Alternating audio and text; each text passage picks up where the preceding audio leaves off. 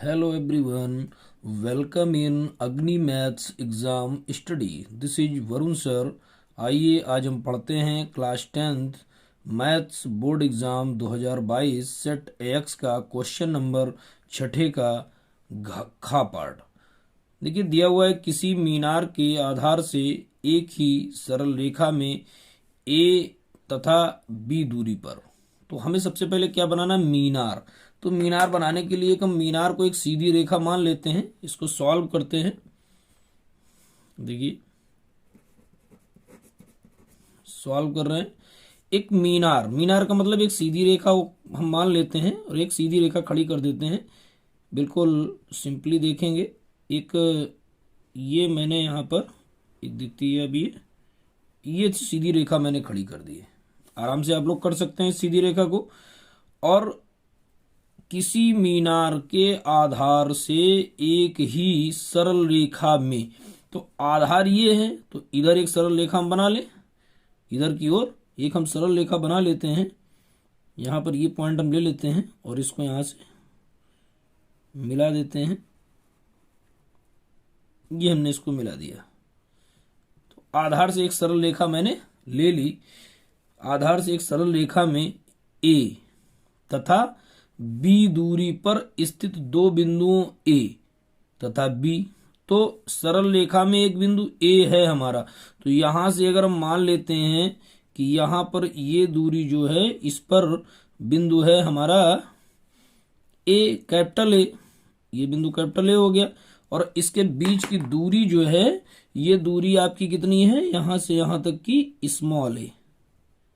ये दूरी दी हुई लिखा हुआ है ना, किसी मीनार के आधार से एक ही सरल रेखा में ए तथा बी दूरी पर। तो एक दूरी ए हो गई और उसका बिंदु है ए, तथा दूसरी दूरी बी है, उसका बिंदु है बी। तो एक बिंदु आपका है दूसरा बी बिंदु। तो बी बिंदु हम इसको ले लेते हैं। ये बिंदु हमारा बी बिंदु हो गया। और यहां पर इसकी दूरी कहां से दूरी है, मीनार के आधार से। इसको ध्यान देना, यहां पर ये कंफ्यूजिंग पॉइंट है, थोड़ा सा इसको ध्यान देंगे आप। ये बी दूरी कहां से है, यहां से, पूरी स्टार्टिंग पॉइंट से, मीनार के आधार से। ठीक है ना, सारी चीज समझ गए होंगे आप लोग। अब देखिए इसमें क्या करना, मीनार को भी हम कुछ मान लेते हैं। मीनार को अब ए बी ये हो गए, अगर इनको हम क्रम से ले लें तो मीनार हम मान लेते हैं ये हो गई हमारे पास सी, और इस पॉइंट को ले लिया हमने डी। तो बिल्कुल सरल तरीके से, बिल्कुल बेसिक से मैंने आपको बताया है। अब आगे देखते हैं कि ए तथा बी से देखने पर, अब ए तथा बी से देखने पर मीनार के शिखर के उन्नयन कोण, उन्नयन जब भी बोलेगा तो हमें ऊपर की ओर देखना है। उन्नयन का मतलब ऊपर की ओर। उन्नयन कोण एक दूसरे के कोटि पूरक है, तो उन्नयन ऊपर की ओर देखेगा मीनार के शिखर को। तो ऊपर हम मिला देते हैं यहां से, तो ए से इसको मिला देते हैं यहां पर डी की ओर। देखिए ए से हम डी की ओर मिलाएंगे। ये रेखा मैंने कंप्लीट कर ली। इसी तरीके से बी को भी डी से मिला देते हैं।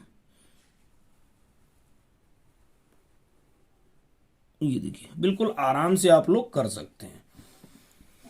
उन्नयन कोण एक दूसरे के कोटि पूरक है। यहां देखिए ये एक इंपॉर्टेंट टॉपिक आ गया कि कोटि पूरक। कोटि पूरक क्या होते हैं भाई, तो कोटि पूरक में अगर एक को हम इसको मान लेते हैं यहां पर थीटा, तो दूसरा ये हो जाएगा आपका 90 माइनस थीटा। यहां पर इस पॉइंट को मैं लिख देता हूं कोटि पूरक, दो कोटि पूरक कोणों का योग 90 अंश होता है।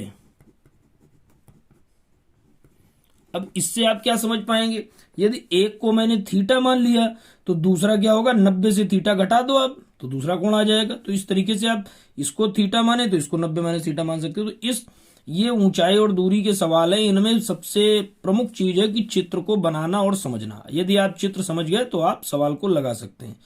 अब इसमें अगर आप सिद्ध कीजिए कि मीनार की ऊंचाई मुझसे पूछ रहा है, ऊंचाई इतनी होगी, यह आंसर दे दिया हमको। तो अब इसमें ऊंचाई को हम कुछ मान लेते हैं। हम इसको मान लेते हैं, यदि कैपिटल एच। इस ऊंचाई को हमने कैपिटल एच मान लिया। यहां पर लिख देते हैं माना, लिख देते हैं, देखिए माना मीनार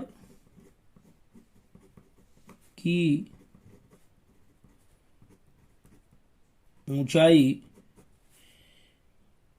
बराबर कैपिटल एच है। ये हमने फिलहाल समझने के लिए मान लिया है, बाकी ऊंचाई तो हमको ये प्रूव करनी है। अब इसको लगाने के लिए हम एक एक क्रम से ले लेते हैं। यहां पर देखेंगे ये समकोण त्रिभुज होता है, या इसमें हम ले लेते हैं कौन सा त्रिभुज लेंगे, डी ए सी। यहां पर लिख लेंगे त्रिभुज डी ए सी में, ठीक है। अब इसमें अगर आप देखें तो आधार हमको दिया हुआ है और लंब हमको ज्ञात करना है।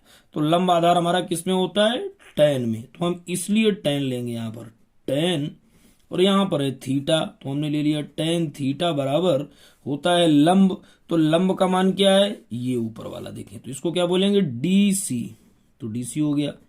आधार क्या है हमारा, AC, तो यहां पर ले लिया हमने AC।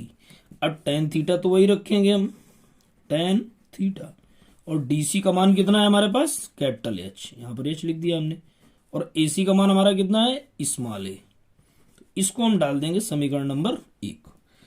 अब देखिए जो भी लोग यदि हमारे इस YouTube चैनल पर नए जुड़े हैं तो इसको सब्सक्राइब कर लें, और जो लोग देख रहे हैं बराबर तो इसको लाइक व शेयर अवश्य करते चलें। आगे देखते हैं, इसी क्रम में एक त्रिभुज को मैंने ले लिया, अब दूसरे त्रिभुज को ले लेते हैं DBC। यहां पर ले लेते हैं त्रिभुज DBC में। अब DBC में हम ले लेते हैं, तो देखिए ये पूरा त्रिभुज हम ले रहे हैं, यहां पर भी हमें वही देखिए आधार पूरा दिया हुआ है B, और ऊंचाई हमें निकालनी है। तो हम पुनः इसमें क्या लेंगे, tan 90 माइनस थीटा बराबर, ये हमारा थीटा है, जो थीटा होता है कोई भी कोण उसकी जब 90 माइनस थीटा है, हमको सिर्फ यहाँ पर tan अभी समझना है। और tan का क्या होता है, लंब बटे आधार, तो वही हो जाएगा DC, और आधार इसका पूरा है आपका कितना, BC, तो बटे हो गया आपका BC। अब tan 90 माइनस थीटा आपका कितना होता है, tan 90 माइनस थीटा, ये सूत्र होता है, इसको बराबर होता है cot थीटा, और ये DC का मान हो गया आपका कैपिटल H, और BC का मान हो गया पूरा ये स्मॉल b। ये समीकरण नंबर हो गया हमारा 2। अब यहां से देखिए इतना सवाल समझ में आ रहा होगा आप लोगों के। आगे देखते हैं, हम लिख देंगे समीकरण नंबर 1 व 2 का गुणा करने पर। अब गुणा हम क्यों कर रहे हैं भाई, क्योंकि यहाँ पे tan थीटा, यहाँ पे cot थीटा, तो इससे में रिलेशन मिल जाएगा, जोड़ने घटाने पे तो मिल नहीं रहा है, तो इसलिए हम गुणा करेंगे। तो लेफ्ट हैंड साइड में गुणा करेंगे, और राइट हैंड साइड का राइट हैंड साइड में हम गुणा करेंगे। tan थीटा बराबर tan थीटा और गुणे cot थीटा बराबर है हमारा H बटा A, और इधर है हमारा गुणे H बटा B। अब देखिए इधर tan इधर cot, तो एक को हमें चेंज करना पड़ेगा, किसमें चेंज करना पड़ेगा, tan थीटा बराबर हमने पढ़ रखा है 1 बटे cot थीटा, और इंटू यहां पर लिखा हुआ cot थीटा बराबर क्या है हमारा, बराबर जो है हमारा H का H में गुणा करेंगे तो क्या हो जाएगा, H स्क्वायर, और नीचे अगर आप देखेंगे तो A का B में गुणा करेंगे हो जाएगा AB। अब ये cot थीटा ऊपर है, cot थीटा नीचे, तो कट जाएगा आपका। अब क्या बच रहा है, ऊपर बचा सिर्फ 1, यहाँ पे बचा 1, लेकिन 1 का AB में अगर आप गुणा करेंगे तो क्या आ जाएगा, AB बराबर H स्क्वायर, है ना। तो या इसको कह सकते हैं हम क्या, कि H स्क्वायर, ये स्क्वायर इधर जाएगा तो रूट में हो जाएगा, तो H बराबर आ गया अंडर रूट AB। तो हमने एक कॉन्सेप्ट को क्लियर कर लिया कि जो इन्होंने बोला था कि सिद्ध कीजिए कि मीनार की ऊंचाई अंडर रूट AB है, लेकिन दूसरी एक शर्त और इन्होंने दे दी कि A और B के मान दिए गए तो मीनार की ऊंचाई ज्ञात करनी है हमको। तो यहां पर इस स्थिति को हम कंप्लीट करने के लिए क्या करेंगे, देखिए लिखेंगे यदि A बराबर 18 कामा B बराबर 32, तो H कैसे निकालते हैं, तो h बराबर हमको दिया हुआ है अंडर रूट के अंदर ए बी का मतलब है गुणा ए का मान 18 और गुणे 32, ये हम आराम से लिख सकते हैं। इसको आगे और अगर हम बढ़ाते हैं तो इस तरीके से कर सकते हैं।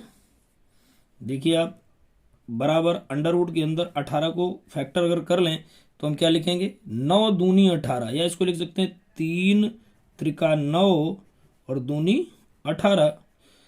अब 32 है, 32 के अगर गुणनखंड करेंगे तो आप क्या कर सकते हैं, 2 गुणे 16, 16 दूनी 32 होता है, 16 को लिख सकते हैं हम 4 गुणे 4। इस तरीके से हमने गुणा क्यों किया, क्योंकि हमें सभी के पेयर मिल जाए। तो देखिए 4 का पेयर, ये 2 का पेयर और ये 3 का, सभी के जोड़े बन गए ना।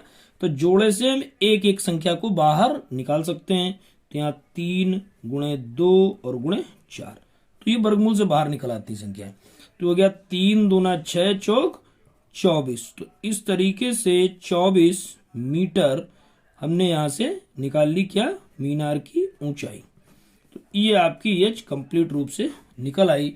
तो इस तरीके से क्वेश्चन नंबर 6 का खा आपका कंप्लीट होता है। आगे बढ़ते हैं हम लोग, क्वेश्चन नंबर 6 के गा पर ध्यान देंगे, जो भी एक अच्छा सवाल है और ये सवाल बोर्ड परीक्षा में आने के काफ़ी चांस है इनके। तो थोड़ा ध्यान से समझने की कोशिश कर लें, और यदि आप ध्यान दे देते हैं तो निश्चित रूप से सफलता आपको लगने वाली है। 6 का गा देखेंगे, एक खिलौना त्रिज्या 3.5 सेंटीमीटर वाले एक शंकु के आकार का है, जो उसी त्रिज्या वाले एक अर्धगोले पर अध्यारोपित, तो मतलब नीचे से अर्धगोला है और ऊपर से शंकु बना हुआ है। तो हम नीचे से एक अर्धगोला बना लेते हैं भाई। देखिए फिगर को समझते हैं। एक हम अर्धगोला बनाने का प्रयास करते हैं। ये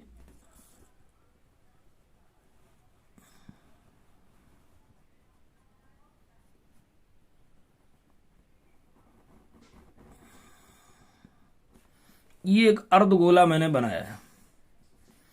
अब देखिए इसको थोड़ा सा सीधी लाइन से हम ड्रा करते हैं और ये एक अर्धगोला हमारा बन जाता है। और इस पर एक हमें शंकु बनाना है, इस पर एक हमको शंकु बनाना है। तो हम एक शंकु बना देते हैं। यहां से देखते हैं भाई, ये शंकु रहा, इसको यहां से इस साइड में मिला देते हैं और यहां से हम इसको इस साइड में मिला देंगे, इस साइड में मिला दिया हमने। अब इसको अगर देखें तो ये थोड़ा सा अगर इस तरीके से बना देंगे तो थोड़ा सा समझ में आने लगेगा। गोला है, अर्धगोला है, ये दिखने लगा हमको अर्धगोला है और ये शंकु है। अब इसमें हमको दिया क्या गया, फिगर मैंने आपको समझा दिया, इस तरीके से फिगर बनना है। अब इसमें एक खिलौना त्रिज्या 3.5 सेंटीमीटर, तो त्रिज्या आपकी होगी, ये त्रिज्या होती है ना, तो ये हो गई आपकी कितनी, 3.5 सेंटीमीटर, सेंटीमीटर। अब ये त्रिज्या इधर होगी तो इधर भी तो होगी 3.5, ये त्रिज्या होगी 3.5 सेंटीमीटर। अब क्या दिया हुआ है हमको, 3.5 सेंटीमीटर त्रिज्या किस शंकु के आकार का है, जो उसी त्रिज्या वाले एक अर्धगोले पर अध्यारोपित इस खिलौने की संपूर्ण ऊंचाई, मतलब खिलौना ये खाएगी आपका, और इसकी पूरी ऊंचाई कितनी है, 15 ये पूरी ऊंचाई हमको दी हुई है 15.5 सेंटीमीटर, ये हमको पूरी ऊंचाई दी। अब इधर से इतनी त्रिज्या निकल जाती है तो कितना बचता है, इसको हम निकाल सकते हैं। अगर तो देखें 12 से यहाँ 5 से 5 गया 0 और 15 से 3 चला गया तो बच रहा है कितना, 12। तो ये ऊंचाई हमारी आ गई 12 सेंटीमीटर। तो हमने पूरा फिगर को समझ लिया है। अब इनकी स्थितियों को हम देख लेते हैं, क्या हमें दिया है, क्या हमको निकालना है। खिलौना जिसकी त्रिज्या, तो त्रिज्या यहां पर किसकी किसकी है, अर्धगोले की, अर्धगोले की त्रिज्या, अर्धगोले की त्रिज्या इसको हम स्मॉल आर कहते हैं। ये कितनी है हमारी, 3.5 सेंटीमीटर। अब अर्धगोले की भी त्रिज्या यही है और शंकु की अगर हम देखते हैं तो शंकु की भी यही है, शंकु की त्रिज्या, इसको भी आर कहेंगे क्योंकि समान है, ये भी है हमारी 3.5 सेंटीमीटर। अब एच भी हमने निकाल लिया है, किसका, शंकु का, तो हम लिख लेते हैं शंकु की ऊंचाई, इसको हम कह देते हैं स्मॉल एच, और ये दी हुई है आपको कितनी, 12 सेंटीमीटर। ये आपको निकालनी पड़ी है घटा के, पूरी ऊंचाई से इसकी त्रिज्या घटा के। अब हमको क्या चाहिए, इस खिलौने का संपूर्ण पृष्ठीय क्षेत्रफल ज्ञात करना। तो संपूर्ण पृष्ठीय क्षेत्रफल में हमें अर्धगोले का और इसका शंकु का वक्रपृष्ठ निकालना होगा। तो इसके लिए हमको यल की जरूरत होगी। तो यहां पर यल निकालने के लिए हम कैसे निकालेंगे, जरा यल निकालना होगा। सूत्र होता है एल बराबर √r² प्लस h²। तो आप देखें यहां पर r का मान हमको दिया हुआ है 3.5 का स्क्वायर, और प्लस h का मान कितना है हमारा, 12 का स्क्वायर। तो अब इसको अगर हम सॉल्व करते हैं तो यहां पर थोड़ा सा गुणा हम कर लेते हैं, क्योंकि 35 का स्क्वायर के लिए 3.5 गुणा 3.5 हम कर लें। यहाँ पर गुणा अगर हम करते हैं तो 25 के 5 हासिल लगा 2, 5 हैं 15 और 2 हो गया 17। 3 का कर लेते हैं 53, 15 का 5 और बचा 1, 3 त्रिका 9, 1 10, जोड़ देते हैं 5, 7 5 12 का 2, बचा 1, 1 2 हो गया और 1 ही आ गया। पॉइंट 1 1 2 अंक के बाद तो यहाँ पर पॉइंट हम लगा लेते हैं। तो इसको हम लिख लेते हैं 12.25 और प्लस 12 का वर्ग होता है 144। इसको अगर हम जोड़ देते हैं तो क्या आता है हमारे पास, अंडर रूट में देखिए पॉइंट को हम पहले लिख लेते हैं 2 5। अब 2 को 4 में जोड़ा तो 6 आ गया, और 1 को 4 में जोड़ा तो 5 आ गया, और 1 का 1, ये हमारा आ गया 156.25। अब यहाँ पर एक चीज अच्छी और आपको सीखने को मिलने वाली है। क्या चीज सीखने को मिलने वाली है कि वर्गमूल भी हम आपको यहाँ पर सिखाते हैं कि 156 का वर्गमूल कैसे निकालते हैं। इस तरीके के सवाल बहुत कम आपको देखने को मिलेंगे, अच्छे सवाल हैं ये। देखिए 156 हमने लिख लिया 156.25, इसका वर्गमूल निकालना है। देखिए तो ये वर्गमूल क्या करते हैं, पीछे से जोड़े बना लेते हैं, एक जोड़ा ये है, एक जोड़ा ये है। अब इसका कैसे थे, एक संख्या छूटी तो 1 एकम 1, एक बार हमने पढ़ा +1 कर दिया, इसको घटाते हैं तो क्या पूरा कट गया, कुछ नहीं बचा हमारे पास, और इसको जोड़ना होता है 1 1 हो गया 2। अब यहाँ पूरा जोड़ा का उतारा लेंगे हम, तो 56 का उतारा ले लिया। देखिए अब क्या होता है, 1 को 1 जोड़ा 2 लिख दिया। अब यहाँ पर 2 का हम पढ़ा, कितनी बार पढ़ें कि 56 से ज्यादा ना हो, 2 दूना 4 और 2 3 6, मतलब 5 से ज्यादा ना हो, 6 ज्यादा हो रहा है तो हम 2 बार पढ़ लेते हैं, 2 बार पढ़ा। अब 2 ऊपर आप रख दीजिए, अब 2 का इसमें गुणा करिए, 2 दूना 4 और 2 दूना 4, और प्लस 2 यहाँ पे करना होता है। घटा लेते हैं, 6 से 4 गया 2, और यहाँ से गया 1, और इन दोनों को जोड़ दें 2 2 4, और ये हो गया 2, तो ये 24 आ गया। अब यहाँ पर देखिए आप पॉइंट लगा तो यहाँ भी पॉइंट लगा लीजिए, और फिर अब पूरे जोड़े का उतारा लिया जाता है, तो ये 25 आ गया। अब देखते हैं अगर आप तो भाग क्या 5 बार जा रहा, देखें आप तो 5 अगर ले लेते हैं यहाँ पर तो 5 यहाँ भी लेना होगा, 5 25, कितना बचा हासिल 2, 5 चौकू 20 और 2 22, और 2 बचा हासिल, फिर 5 दूना 10 और 2 12, और इस तरीके से पूरा पूरा कट गया। तो भाग विधि से वर्गमूल निकालना भी यहाँ पर मैं आपको सिखा रहा हूं।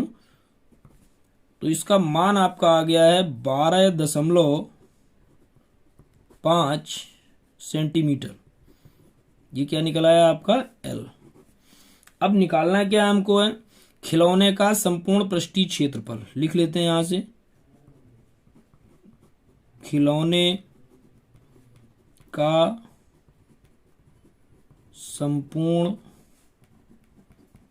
पृष्ठीय क्षेत्रफल, ये थोड़ा सा रफ पोर्शन है हमारा, इस पे लाइन खींच देते हैं इस तरीके से, ये रफ पोर्शन हो गया, ठीक है।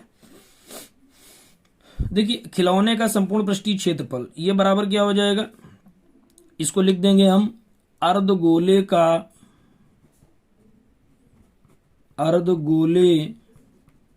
का पृष्ठीय क्षेत्रफल प्लस शंकु का पृष्ठीय क्षेत्रफल।